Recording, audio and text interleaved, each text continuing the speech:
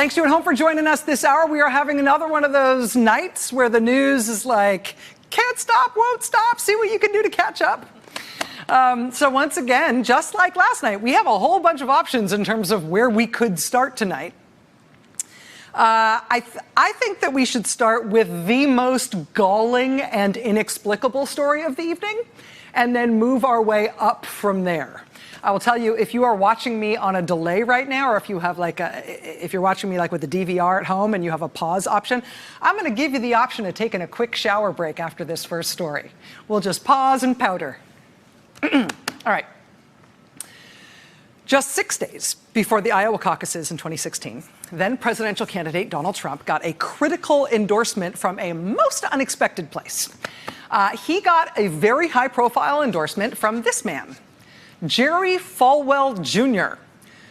Jerry Falwell Jr. is known mostly for being Jerry Falwell Jr., but also for inheriting control of his dad's cash cow televangelist college, which is called Liberty University.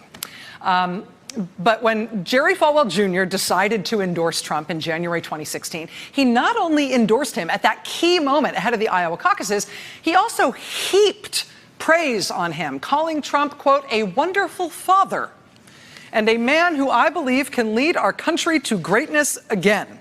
He said, quote, in my opinion, Donald Trump lives a life of loving and helping others as Jesus taught in the Great Commandment. I mean, right, that is so obviously about Donald Trump. You wouldn't even need to see the word Trump there. You'd know somebody with that kind of quote. That'd be the obvious choice for that kind of endorsement. What?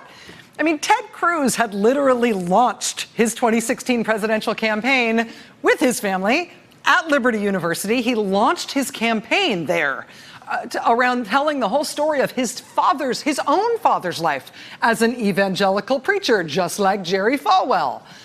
But nonetheless, Jerry Falwell Jr. snubbed Ted Cruz and all the other candidates and threw his support to Trump instead, describing him as the most Jesus-like of all of the candidates. Trump seen here in his cameo role pouring champagne all over the Playboy symbol on a limo in the softcore porn Playboy movie he made in the year 2000. So Jerry Falwell Jr. Threw his support behind Trump at that key moment. What was that all about, right? Well, tonight, there's this from Reuters.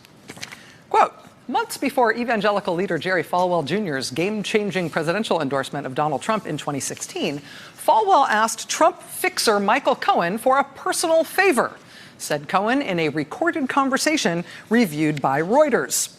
Falwell said someone had come into possession of what Cohen described as racy personal photographs, the sort that would typically be kept between husband and wife. According to a source familiar with Cohen's thinking, the person who possessed the photos destroyed them after Cohen intervened on the Falwells' behalf. Reuters reports that Michael Cohen recounted this incident in a recorded conversation with comedian Tom Arnold, recording that Reuters was able to review. Portions of that recording were first reported last month by the Wall Street Journal. I want to be clear that NBC News has not had an opportunity to hear this audio-taped conversation, so NBC News has not been able to verify it. NBC News, I should tell you, has also reached out to the Falwells. They have declined to comment as yet. But think about what this means here. The report goes on to say that, quote, the Falwells enlisted Michael Cohen's help in 2015, according to the source familiar with Cohen's thinking. 2015, of course, was the year Trump announced his presidential candidacy. At the time, Cohen was Trump's confidant and personal lawyer, and he worked for the Trump Organization. Quote, the Falwells wanted to keep a bunch of photographs, personal photographs, from becoming public, Cohen told Arnold.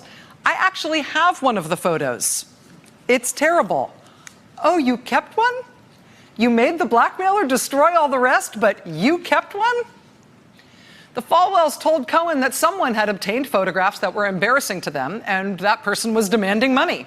Reuters was unable to determine who made the demand. The source said Cohen flew to Florida and soon met with an attorney for the person with the photographs.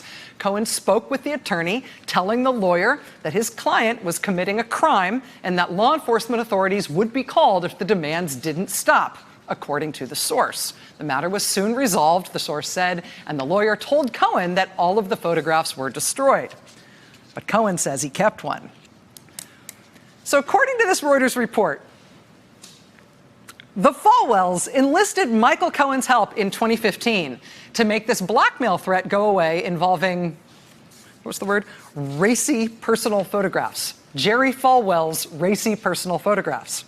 Then, the following January, just ahead of the Iowa caucuses, Cohen helped persuade Falwell to issue his endorsement of Trump's presidential candidacy at a critical moment, just before the Iowa caucuses. Might have been helpful to have that one racy, terrible photograph in reserve when it came to being persuasive about when to issue that endorsement. Reuters says it has no evidence that Falwell's endorsement of Trump was related to Cohen's handling of that photo matter. But what they're reporting is that that crucial and otherwise utterly inexplicable endorsement followed basically immediately Michael Cohen taking care of a naked pictures problem for the guy who did the endorsing. And Michael Cohen says he retained one of the photographs. Ahem. Asking for a friend. Is an endorsement intended to influence the outcome of a federal election a thing of value? And are you allowed to arrange for such a thing of value to be contributed to a campaign by quashing naked picture blackmail efforts for televangelists with the added insurance of keeping some of the naked pictures for yourself as a reminder? Is this normal? This is your presidency now. Behold, this is your life. This is our life. This is how we live now. And so, yeah, as promised, at this point, feel free to hit pause, take a quick shower, little eau de toilette, little freshen up, shake it off. Because that story, as amazing as it is, that is just the start today. Hey there, I'm Chris Hayes from MSNBC. Thanks for watching MSNBC on YouTube. If you want to keep up to date with the videos we're putting out, you can click subscribe just below me or click over on this list to see lots of other great videos.